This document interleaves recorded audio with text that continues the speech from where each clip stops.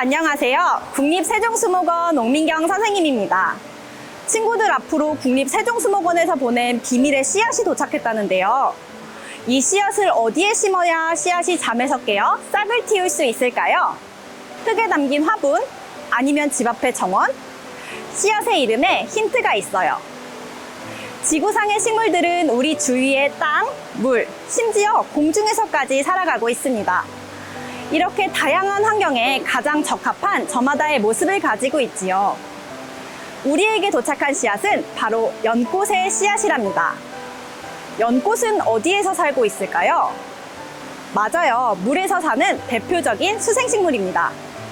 오늘은 지구상 많은 식물 중 물에서 터전을 잡고 씩씩하게 살아가고 있는 수생식물들에 대해 알아보려고 합니다. 또 아름다운 물의 정원을 만들어 비밀스러운 물속 수생식물들을 가까이에서 만나고 기후변화로 인해 사라져가는 수생식물들의 서식지를 만들어 볼 거예요. 그럼 첨벙첨벙 수생식물들을 만나러 가볼까요?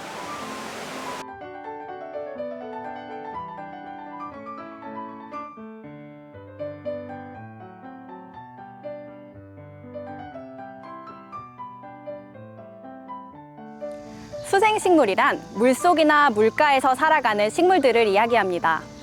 우리 주변의 물가를 한번 생각해 볼까요? 그곳에는 어떤 식물들이 살고 있었나요? 습지 옆에 갈대밭, 핫도그 모양의 부들, 물 위를 동동 떠다니는 개구리밥처럼 우리 주변에서도 정말 다양한 수생식물들을 관찰할 수 있어요. 대부분의 식물들은 공기 중에 이산화탄소와 빛, 그리고 물을 이용해 스스로 양분을 만들어내는 광합성을 해요.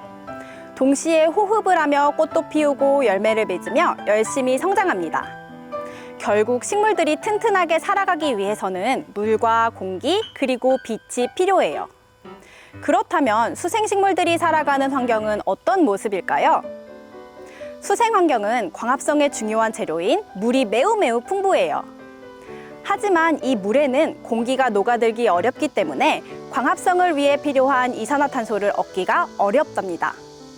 또한 빛은 물의 표면에만 쉽게 다다를 수 있고 양분을 제공하고 식물의 몸을 지지해 줄 수 있는 흙과 식물들이 멀리 떨어져 있는 경우도 있어요.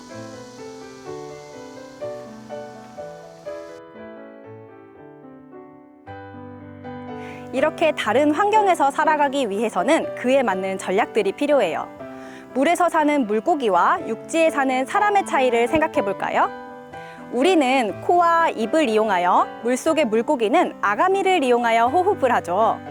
이처럼 생물들은 각자가 살아가는 환경에 적응한 특징들을 가지고 있어요. 육지를 떠난 수생식물들이 어떻게 물을 터전으로 살아갈 수 있는지 수생식물들을 자세히 관찰해서 물에 적응한 식물들의 비밀을 알아볼게요. 수생식물들은 광합성을 하기 위해 물속에 부족한 이산화탄소를 열심히 모아야 돼요. 우리가 코를 통해 숨을 쉬는 것처럼 식물에도 잎에 기공이라는 숨구멍을 만들어 이산화탄소를 받아들이고 있습니다. 물 위에 잎이 떠 있는 식물들은 잎을 더 넓게, 숨구멍을 더 많이 만들어 공기를 효율적으로 모으고 있습니다. 하지만 기공이 열리면 기공을 통해 식물에 필요한 물이 날아가기도 해요. 그래서 육상식물들은 물이 날아가는 것을 최소화하기 위해 상대적으로 빛을 덜 받는 잎의 뒷면에 기공을 위치시킨답니다. 하지만 물 위에 잎을 띄우고 살아가고 있는 수생식물들은 물이 날아가도 걱정이 없어요. 따라서 잎 윗면에 수많은 기공들을 만들어 이산화탄소를 모으는 데만 집중할 수 있죠. 또한 잎이 물속에 잠겨있는 식물들은 기공이 아닌 온 몸을 통해 몸에 녹아있는 이산화탄소를 흡수하기도 합니다. 수생식물들은 받아들인 공기를 물속의 줄기와 뿌리까지 잘 전달해 줄 수 있는 통로인 통기 조직을 발달시켜요. 예를 들어 우리가 반찬으로 먹는 연근의 구멍 역시도 잎을 통해 흡수한 공기를 땅속 깊은 곳까지 배달시키는 공기의 통로예요. 이러한 통기 조직들 덕분에 식물들의 무게는 점점 가벼워지고 물 위에 동동 뜰 수도 있게 된답니다. 수생식물들은 물속에서 자라기 때문에 강렬한 햇빛을 피할 수 있어요. 따라서 나무의 껍질과 같은 튼튼한 보호 조직이 필요하지 않아 상대적으로 부드러운 몸을 가지고 있답니다. 이 덕분에 수생식물들은 흔들리는 물살 속에서 부러지지 않고 유연하게 대처하며 살아갈 수 있어요. 이러한 수생식물들은 우리 생태계 내에서도 정말 중요한 역할을 하고 있는데요. 물에 사는 동물들의 맛있는 먹이가 되기도 하고 광합성을 하여 산소를 발생시켜요. 이 산소는 식물과 동물들에게 전달되어 건강한 수생태계를 만드는 데 도움을 줍니다. 물속 작은 동물들의 쉼터를 제공하기도 하고 또 물을 깨끗하게 정화해주는 능력도 뛰어나답니다. 지금까지 첨벙첨벙 물속에서 살아가는 수생식물에 대해 알아봤어요. 자, 그럼 이제 연꽃의 씨앗을 깨워볼까요? 여러분은 연못이라는 낱말의 유래를 알고 있나요?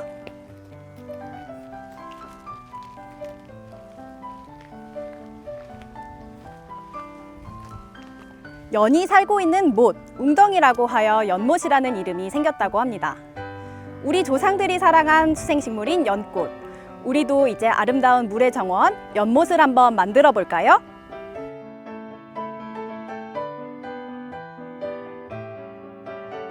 준비물을 소개할게요. 사포, 연꽃의 씨앗, 수조와 물이 준비되어 있습니다. 먼저 연꽃 씨가 싹을 틔우고 나올 수 있도록 단단한 껍질을 제거해 줄 거예요. 그럼 키트 속에 있는 사포를 이용해서 씨앗의 끝부분을 갈아 씨앗이 싹이 틀 수 있도록 도와줄게요.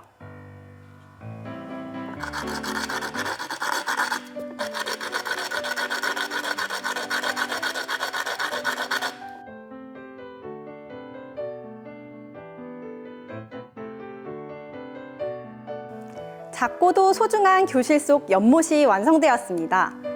친구들이 만든 연못 주변에 다양한 식물과 동물을 배치하여 멋진 궁궐 정원을 만들고 친구들에게 소개해 볼까요?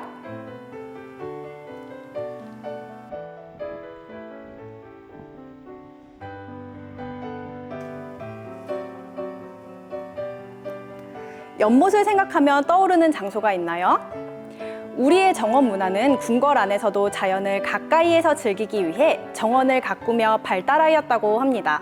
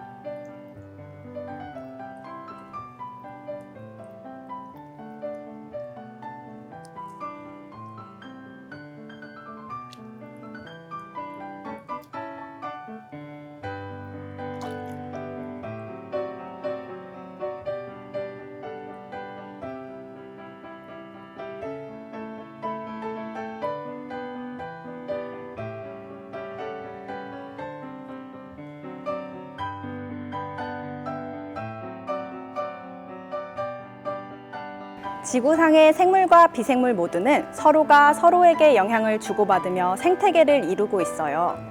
이 생태계는 스스로 평형을 유지하고 또 조절하는 능력을 가지고 있지요. 하지만 뜨거워지는 지구로 인해 생태계의 조절 기능이 망가지고 있다는 걸 알고 있나요?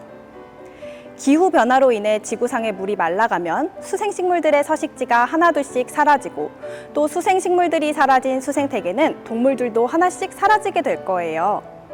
우리 주위의 아름다운 물의 정원을 지키기 위해 우리는 어떤 것을 할 수 있을까요? 친구들, 탄소 중립이라는 말을 들어봤나요? 우리가 배출한 이산화탄소만큼 다시 흡수해서 실질적인 배출량을 0, 중립 상태로 만드는 것을 이야기합니다. 화석 연료의 대체 에너지를 개발하고 이산화탄소를 흡수해주는 숲을 조성하는 등 우리도 지구의 구성원으로서 생태계를 지키기 위해 노력해야 합니다. 이렇게 지켜낸 숲과 흙, 그리고 물은 다시 우리 생물들이 살아갈 수 있는 터전을 마련해 줄 거예요. 자, 그럼 우리가 생활 속에서 실천할 수 있는 것들을 한번 찾아볼까요? 오늘은 물속에서 살아가고 있는 수생식물들에 대해 알아보고 또 아름다운 물의 정원을 만들어 보았어요. 연꽃씨가 싹을 틔우고 잎을 피우는 과정들을 관찰하며 이 아름다운 궁궐 정원의 이야기를 들어보세요. 또 연꽃을 시작으로 개구리밥, 미니수련처럼 다양한 모습의 수생식물들을 이 연못에서 키우며 수생식물들과 친해지는 시간을 가져보길 바랄게요. 작은 연못을 시작으로 우리 주변에 있는 수생식물들에 대해 관심을 가지고 또 다양한 수생식물들이 건강하게 살아갈 수 있도록 우리 수생태계를 지켜내기 위한 노력을 함께해요. 그럼 다음 시간에 또 만나요. 안녕!